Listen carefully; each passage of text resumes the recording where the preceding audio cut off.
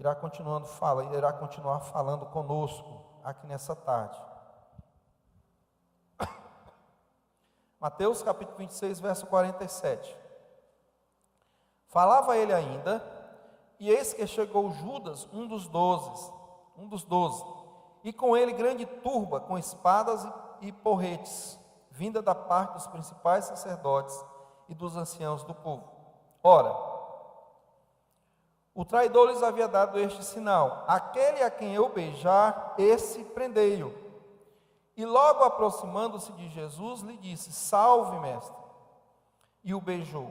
Jesus, porém, lhe disse: amigo, para que viestes? Nisto, aproximando-se, eles deitaram as mãos em Jesus e o prenderam. E eis que um dos que estavam com Jesus, estendendo a mão, sacou a espada e, golpeando o servo do sumo sacerdote, cortou-lhe a orelha. Então Jesus lhe disse: embaina a tua espada, pois todos os que lançam mão da espada, a espada perecerão.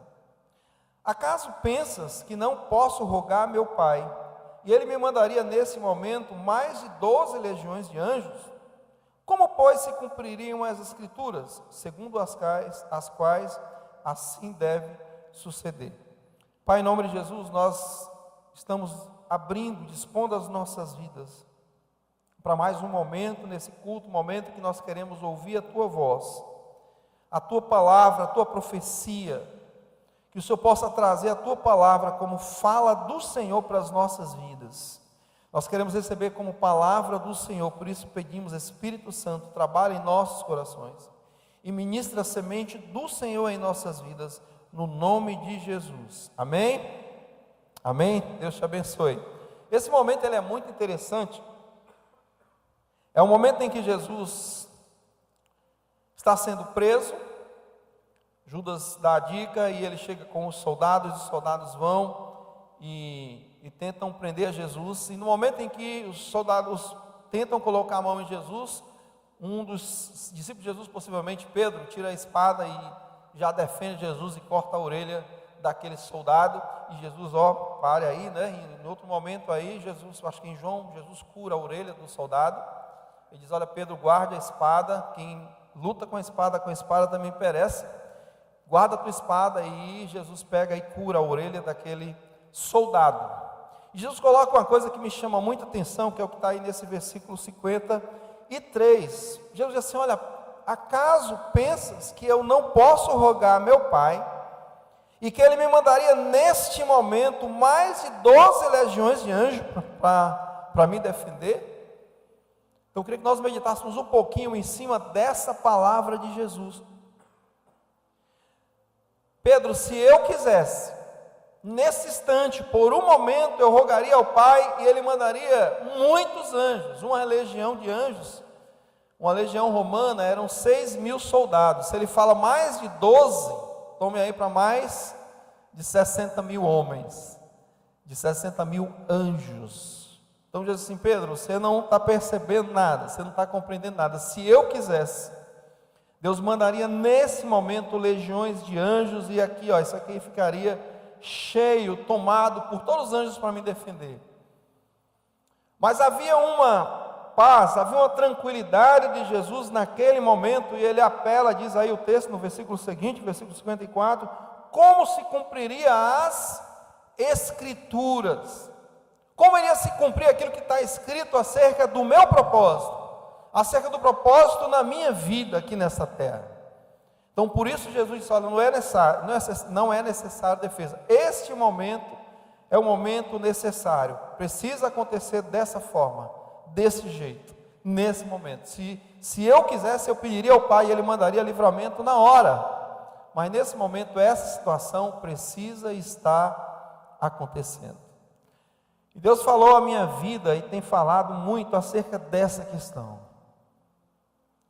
Quando passamos por determinadas proezas, quando passamos por determinadas batalhas, e nós sempre esperamos a solução daquele jeito, daquela forma, daquele momento, E às vezes, né, nós precisamos entender que aquele momento, que aquela situação é necessário na sua vida, porque você vive debaixo de um propósito de Deus.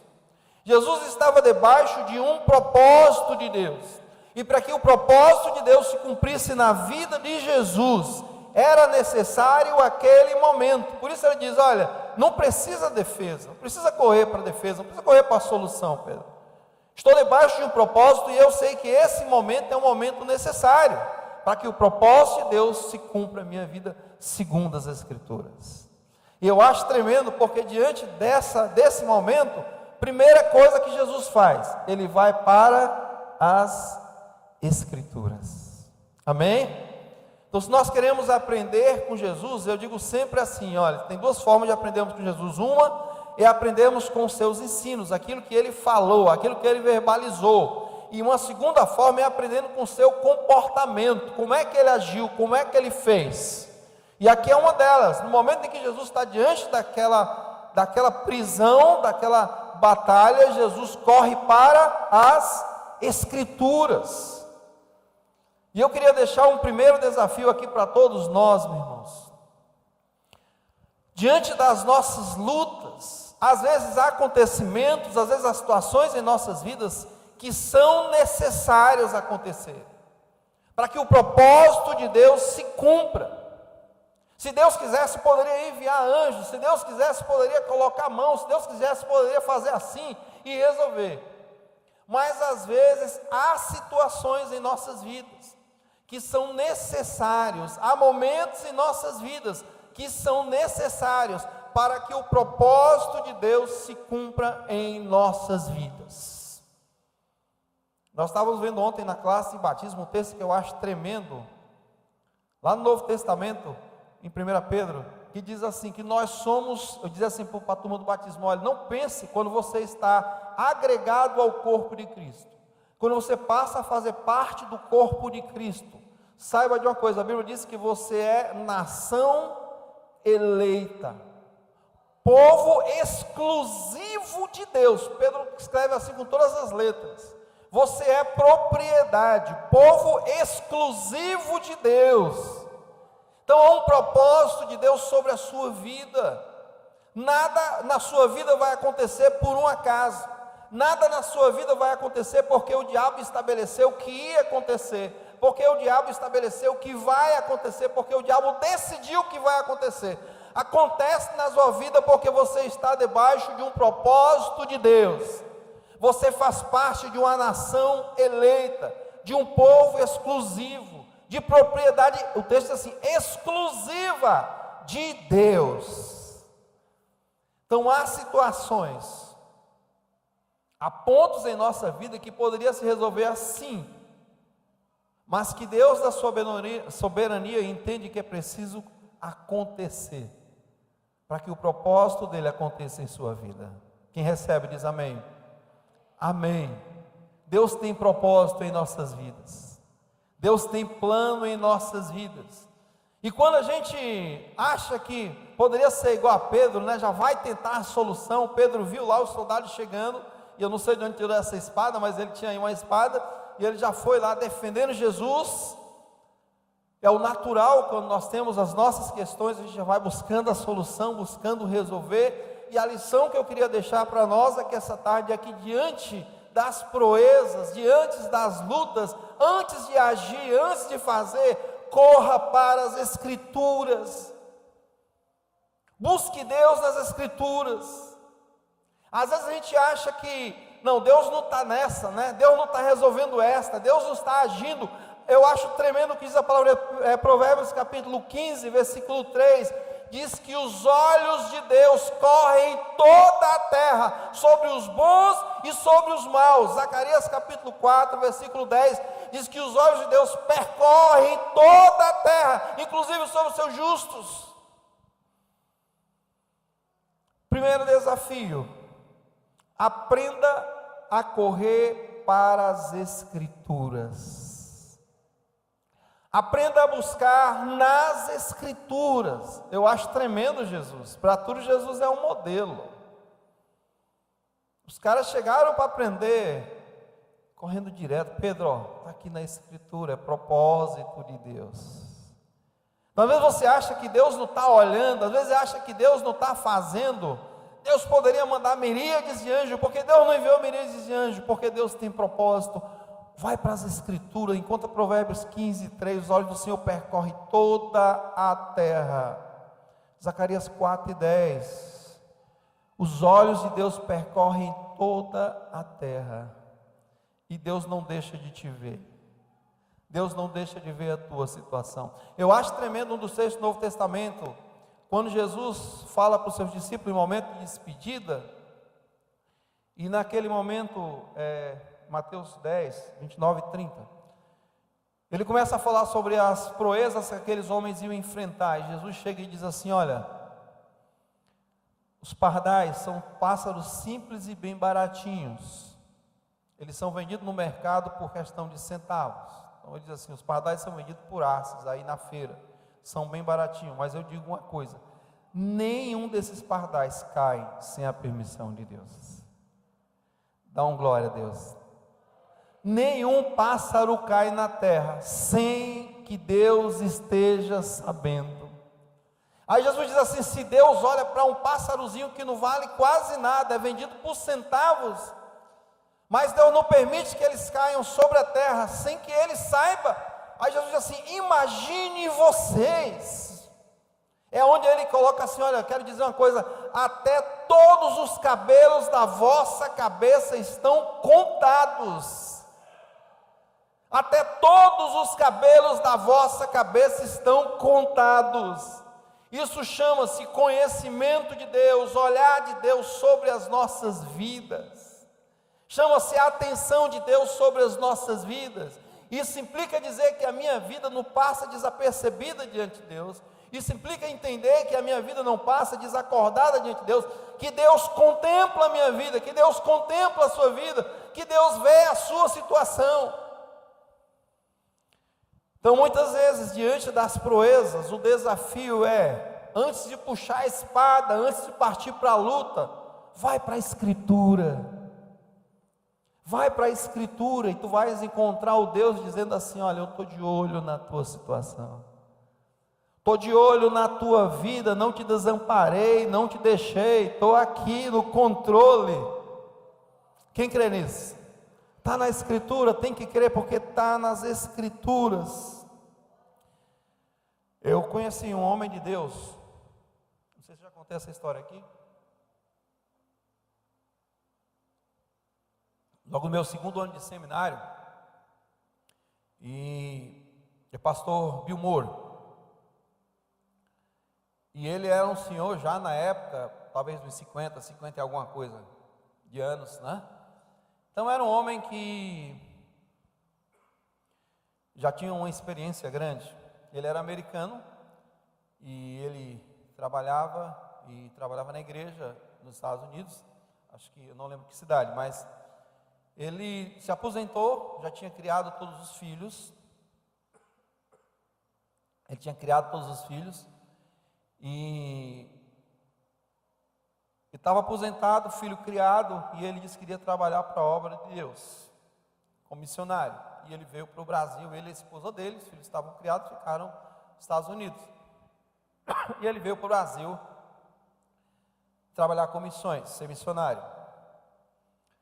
E ele veio trabalhar na Amazônia, entre uma tribo de índios lá na Amazônia, e ele trabalhou alguns anos.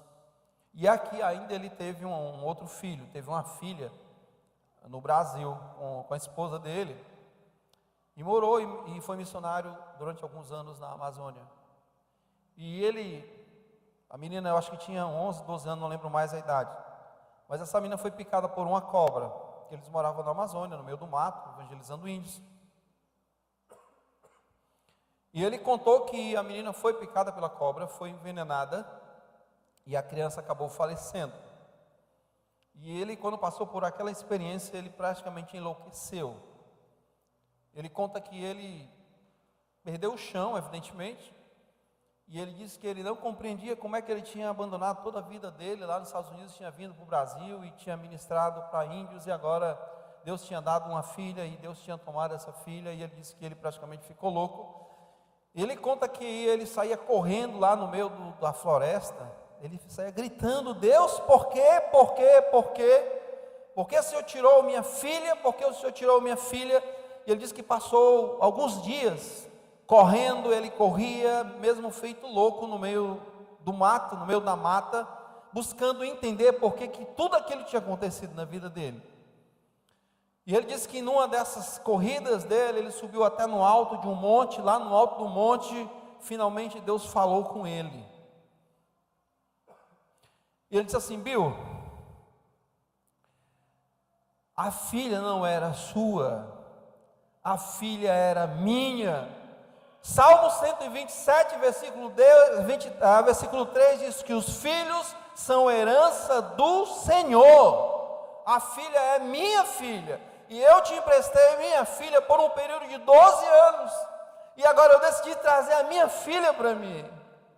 Pastor Wilmore disse que até aquele dia ele estava feito louco, e Deus falou com ele essa palavra, e ele realmente está na Escritura. E ele desceu daquele monte que ele subiu feito louco, ele desceu com o coração grato e alegre, dizendo assim: olha, bendito seja Deus, que me deu aquela filha por 12 anos. Bendito seja Deus pela sua misericórdia, porque a filha era dele, e ele me emprestou essa filha por um período de 12 anos. Escritura, Bíblia, palavra de Deus. Diante das proezas da nossa vida, diante das batalhas das nossas vidas, antes de puxar a espada, vá para as Escrituras, veja o que diz as Escrituras, e a alegria e a paz do Senhor vai tomar conta da tua vida em Cristo Jesus. Aleluia. O pastor Wilmore, ele diz: olha, eu fiquei grato a Deus, eu entendi, até então eu entendi que ele tinha tomado a minha filha, mas eu desci do monte entendendo que ele tinha chamado de volta a minha filha para estar nos braços dele novamente. E ele passou a ter um coração de gratidão a Deus por aquele período de 12 anos que aquela criança passou entre eles. O desafio essa tarde é que, diante das proezas que nós enfrentamos, precisamos compreender, meu irmão, que Deus sabe o que está fazendo. Entende? Jesus poderia dizer: olha, ele poderia ter enviado aqui muitos anjos, olha, 60 mil anjos, ia aqui tomar todo o espaço do Getsemane, ia ter só anjos, esses caras não seriam nada, seria fichinha. Mas aqui está acontecendo o propósito do Senhor na minha vida, é necessário, é preciso, está nas Escrituras. E Jesus expressa esse coração grato, esse coração de contentamento diante daquela grandeza de Deus. Eu acho tremendo, porque naquele momento não houve a manifestação poderosa do poder de Deus, havia uma manifestação da Escritura, e aquilo consolava o coração de Jesus. Mas no momento em que Jesus morreu na cruz, Deus fez com que toda a terra tremesse, as fendas se abrissem, poder e manifestação de Deus acontecendo na vida de Jesus. Quando Jesus morreu e foi sepultado, ao terceiro dia, o poder de Deus o ressuscitou. Manifestação de Deus, poder de Deus, porque Deus sabe o que está fazendo. Deus sabe o que está fazendo na tua vida, Deus sabe o que está fazendo na minha vida. Quando Deus permite, Deus sabe porque está permitindo o que está acontecendo na minha vida. O importante é eu crer, eu saber que os olhos do Senhor não deixam de contemplar a minha vida. O importante é eu entender que o propósito do Senhor está cumprindo na minha vida, está se cumprindo na sua vida. No momento em que Jesus morre, a manifestação do poder de Deus vem dizer: olha como eu estou com ele. Diz as Escrituras que a terra treme, e até aqueles que não estavam crendo, que o prenderam e o crucificaram, dizem assim: olha, verdadeiramente este é o Filho de Deus. Poder de Deus no momento certo, poder de Deus na hora certa, poder de Deus no momento que de fato precisava. Tem um outro texto que me chama muita atenção, que está em João capítulo 10, versículo 39, que também é experiência do Senhor Jesus, aí no quarto evangelho, João 10, versículo 39, é um texto bem simples, mas extremamente interessante. João 10, 39 diz assim que naquele ponto, naquele momento, da vida de Jesus, numa discussão que surgiu lá, os homens tentam prender Jesus. Os fariseus lá tentam prender Jesus. É o verso 39. E ele se livrou das mãos dele. Estão lendo aí? João 10, verso 39. Os homens tentam prender Jesus. E num ato simples, Jesus, o texto diz assim, Jesus se livra das mãos daqueles soldados, daqueles homens. Não foi nada de milagre, nada de tremendo, simplesmente o próprio Jesus saiu, conseguiu escapar da mão daqueles homens. Não foi ser necessário a intervenção do poder de Deus. Havia um sentimento em Jesus, que eu entendo que Jesus estava entendendo, Jesus estava vivendo, que Deus estava cumprindo um propósito na vida dele. O mais importante, meu irmão, que você sai daqui hoje entendendo isso, você está debaixo de um propósito. Tua vida passa diante dos olhos do Senhor todos os dias.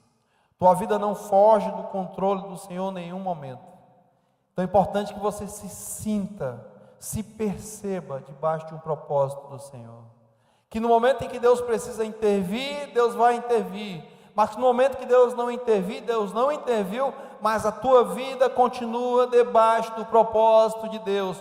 Os olhos do Senhor continuam correndo a terra e contemplando a tua vida, contemplando a tua situação, mesmo que Ele não interviu. O propósito de Deus continua na tua vida. Se você trouxer esse sentimento contigo, é tudo. Em nome de Jesus. Tem um texto em uma das epístolas de Paulo, Romanos capítulo 8, verso 28, que eu acho tremendo. Paulo tinha essa compreensão. Paulo diz assim, ó, porque todas as coisas. Você já leu esse texto? Quem já leu diz amém. Então foi um grupo bom. Romanos 8 e 28. Paulo diz assim, olha, todas as coisas, não é algumas coisas, não são apenas algumas coisas. Paulo diz, todas as coisas cooperam para o bem daqueles que amam a Deus. Todas as coisas. E tem um texto grego, um do primeiro século, bem mais antigo, que ele diz assim, Deus faz com que todas as coisas cooperem para o bem daqueles que o amam. É importante entendermos que há um Deus sobre as nossas vidas que está no controle das nossas vidas. Que nada passa desapercebido diante de Deus. Que nenhuma situação está encoberta diante de Deus. Que nenhuma situação está sem a atenção de Deus. Todas as coisas Deus faz cooperar para o nosso próprio bem. E isso é preciso ter fé. Isso é preciso ter confiança. Então eu quero que você saia daqui hoje tomado por uma fé, por uma confiança, que Deus continua soberano sobre a tua vida. Independente da tua situação, independente se você percebe que Deus está fazendo, que Deus está agindo, ou se você percebe e parece que Deus não está agindo, mas mesmo que Ele não está agindo, Deus continua fazendo com que todas as coisas cooperem para o seu bem. Creia nisso, tenha fé. Fé é uma esperança total, uma confiança total no Senhor. Eu sei que todas as coisas Deus faz cooperar para o meu próprio bem. Quem crê nisso? Amém, louvado seja Deus. Eu queria encerrar com Filipenses capítulo 4, versículo 7, que é um texto também que a gente já mencionou aqui outras vezes. Filipenses capítulo 4, versículo 7, onde o apóstolo São Paulo fala, um pouquinho antes, capítulo 4, versículo 7, eu queria já que a igreja pudesse ficar de pé para nós orarmos, mas eu queria que antes nós lêssemos esse texto, Filipenses, lá no Novo Testamento. Eu acho tremendo esse texto.